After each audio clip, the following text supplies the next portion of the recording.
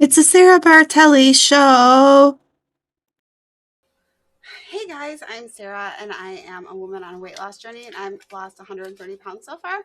And I just had my monthly body composition scan and we're going to go through it. So here we go.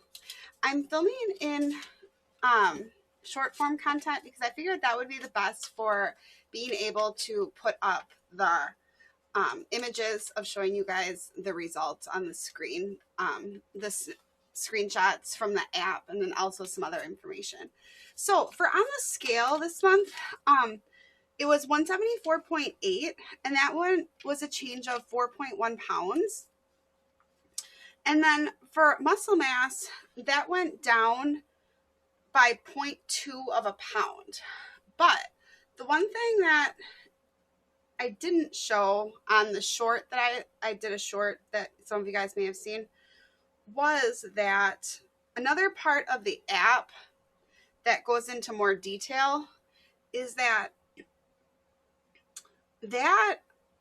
point two is actually kind of not that big of a deal because you know how in the last month I've more so been focusing on walking and doing stairs and kind of getting my strength back and kind of building some muscles back up in my legs. And in a part in the app, it talks about your leg lean mass. And I gained just in my legs 1.2 pounds of lean mass in my legs. So when I talk about like how easy I put on muscle and like lean mass, like that's true. Like that's literally just from me like walking. And I really didn't do any walking in the gym. That was all just like um on lunch doing and then doing stairs during my lunch and then some walking at home like outside when the weather allowed.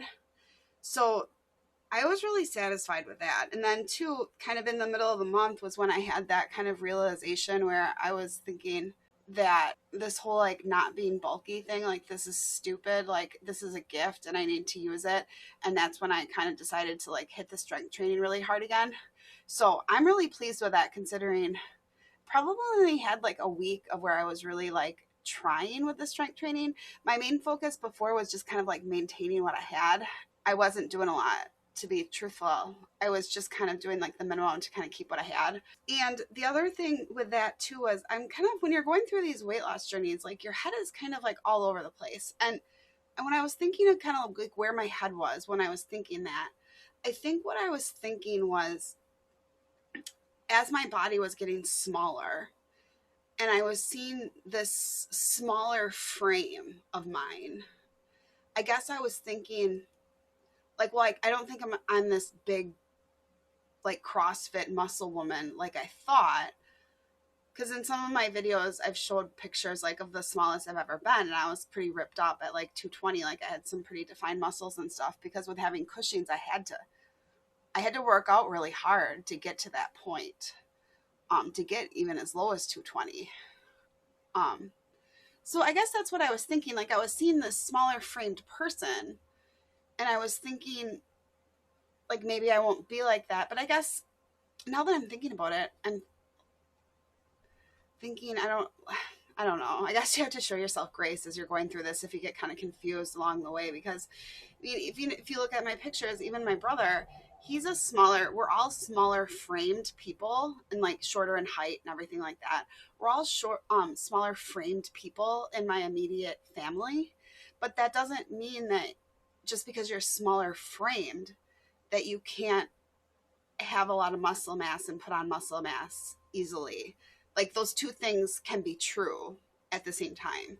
So I guess that's what it took me to realize too, was that I can be both of those things. Like both of those things can be true, which I'm really glad that I realized. Because yeah, I mean, I can be a small framed woman and not be like a Kate Moss body type, which is I'm not going to be. But yeah, I can still be like a smaller framed person, which is good that I've realized that because I think the other, if I was trying to be Kate Moss, that would drive me nuts. So yeah, so that's kind of I think where I was thinking why I was thinking that. I think that was what was kind of throwing me for the loop. I think it was that part of it. With the muscle mass, as far as the body fat, this one is good. So I'm down to 50.5, and that was a reduction in 4.7 pounds of body fat in a month. So I'm happy about that. And what those numbers equate to is 38.8% muscle mass, and then that takes me to 28.8% body fat, which I'm excited about. And something else that and if any of this stuff is confusing to you guys, the different categories that I'm talking about, I did a video originally where I get into all the different categories of these scans. Tell you what the title of it is in the description, but I have a full video of my first one of these where I go over all of it. But the other thing that's important to me was with having Cushing syndrome was that I had a lot of abdominal fat. And that's where I carried a lot of my weight. So they have a visceral fat category, and monitoring that was really important to me as I've been getting these scans. And they say that your rating on this should be under 10, because that obviously all that fat is around your organs, and that's a huge health risk. And when I started, my visceral fat level was 24, which is pretty bad. This month was the first time that I got below that 10. So that's pretty awesome. I got a 9 this month, so that's good. And another thing that happened was that, and I talk about it in that first video too, is that these things, they're on an app and they're connected, and you can see like how you're doing compared to other people throughout the country. And my score went up, my total score went up for the InBody.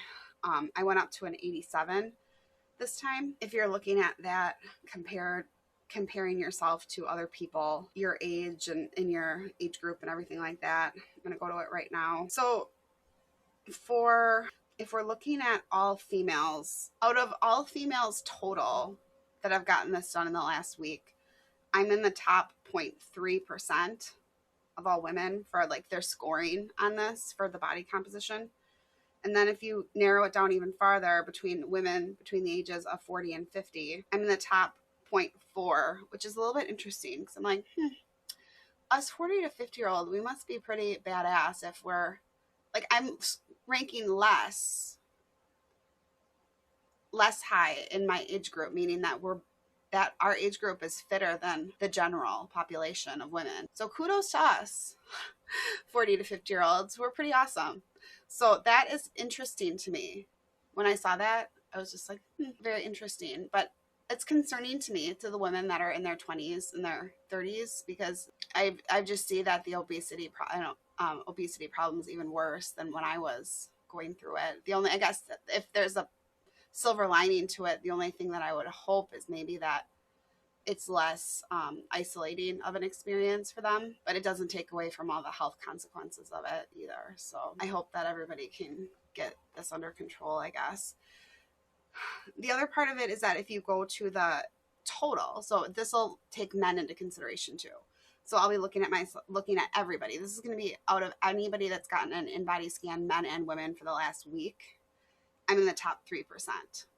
So that makes me feel good, just that all the work that I'm doing is paying. That makes me feel good that all the work that I'm doing is paying off, and that, you know, I have a decent body composition compared to the general population. I still can't really believe it when I hear about like that, when I read the stats that like the average American woman has like a 40% body fat. I mean, I'm sure it's true. It just seems crazy to me, and maybe it's just because of where I carried my weight, that it was just so obvious on me before.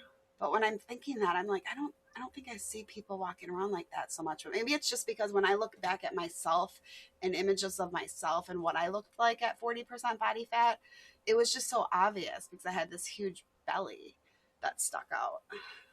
So maybe it's just because of the way I looked at 40% body fat. I don't know. Maybe that's why. But yeah. So that makes me feel good about the rating. The other thing that I didn't talk about in the first video ever was that on the printed sheet, there's the app and then the sheet. There's a sheet that comes out. It has a lot of details in one sheet. It's way too much to go through. So that's why I went through the app with you guys. It gives you kind of like an overall like goal for yourself of basically the machine is telling you what it would recommend for you to do to basically like achieve like what they think would be best for your body. And I never really put too much stock into this because it's kind of like end goal type stuff. And I just had so far to go. I was just kind of focusing on like shorter term stuff of what I was doing at the time. But now that I'm getting closer, I'm kind of looking at it and it's kind of crazy to me. And I don't, and keep it, I could lose a little bit of muscle as I go. So I don't know, but it just seems like I'm sure I could do a little bit more. And I have an upcoming appointment with um, Dr. Page at the functional medicine place in May. So I'll have time to chat with her about this because I have questions on, I don't think that the end goal that the machine is saying is good enough for what my goals are. And we'll see. Like, I want to get her opinion on what she thinks as well. Because what the machine says is that for like me to like achieve like what their goal for me is that I only have to lose, their recommendation is for me to lose 13.4 pounds of body fat. And like, that's it.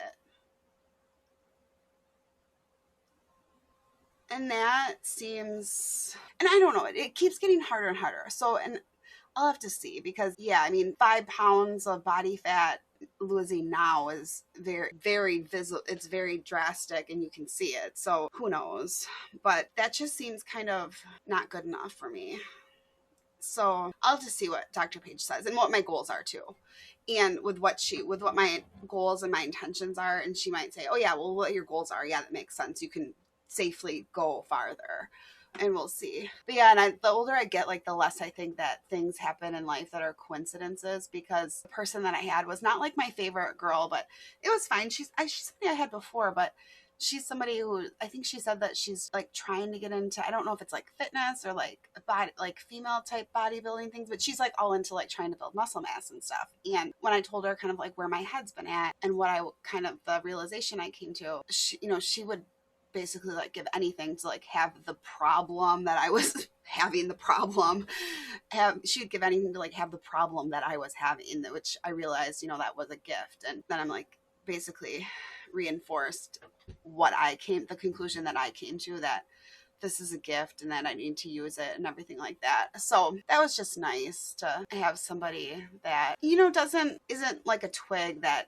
doesn't look at you like it's weird or something, that she gets it. So that was nice. But yeah, so everything's moving in the right direction. But yeah, yeah, as you're getting closer and closer, it just gets harder and harder because your basal metabolic rate is just not as high anymore from, when you're 300 pounds, your basal metabolic rate is crazy high. So you can create those deficits pretty easily through diet. And then I'm sure just through exercise, I'm sure when you're not used to it, the level of effort to do things, you're burning calories like crazy and just going about your daily life. Everything is harder at 300 pounds. So yeah, it gets harder and harder, but it's still like really rewarding. Like to me, it doesn't take away from, to me, like not seeing those like huge losses or anything. It doesn't take away from like the accomplishment for me. Because to me, I think almost now, if I'm seeing like 4.7 pounds of body fat on the scale or on, this scan, that's almost meaning like more to me because I can just see it that much more on my body when you're that much smaller.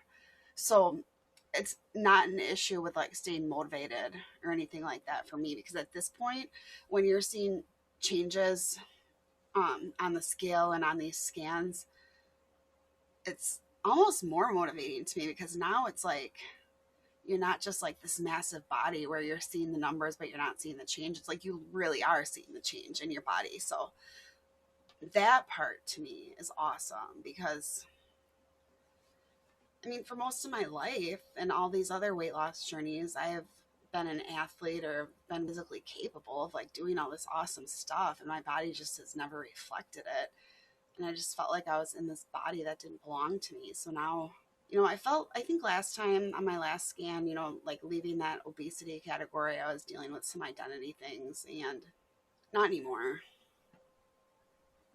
No, I feel like I'm where I belong finally.